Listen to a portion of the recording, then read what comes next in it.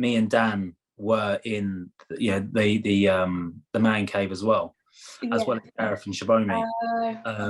But obviously they I feel like they had enough good content of us in the shower. I mean, that's what I mean. So we had enough cheeky snaps of us. Yeah. And we're grateful, what was shown, because that's just the true indication and light of what just our cheeky selves in there, really. It is real. And when you're filming that, all the time, there's always a camera on you and on every angle of the Masseria. And you do, but you just constantly, this voice in your head that's just like, no, Ollie, like, don't worry, like, you'll have your time, when you get out.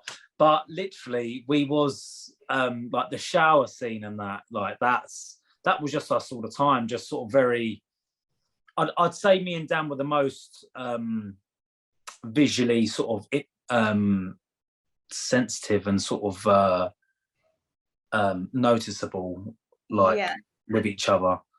And it actually got passed off from a lot of the boys that we were sort of a bit much, a bit sort of full on or whatever, which I don't think. I think, like, if you click and fancy, someone like that, and it's reciprocated, like, it's not, if you're both into each other and you want to kiss and rub sun cream on each other, like, I don't see what the issue is. And were really cold to a point where one of the producers would literally, in between shots, would wrap a blanket around Danny with a cup of tea and a straw, and then it'd be, right, going in 5, and then the blanket would come off. Like the blankets you get on, like, Formula 1 tyres, keep them warm. That's what it was like.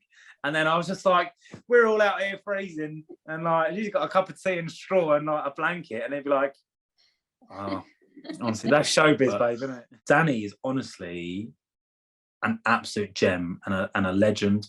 And when I say icon, I wouldn't use that just so loosely or freely, but it's not until chatting to her and actually getting to know her on a personal level in there, telling us stories about, when times are actually really hard, in the community.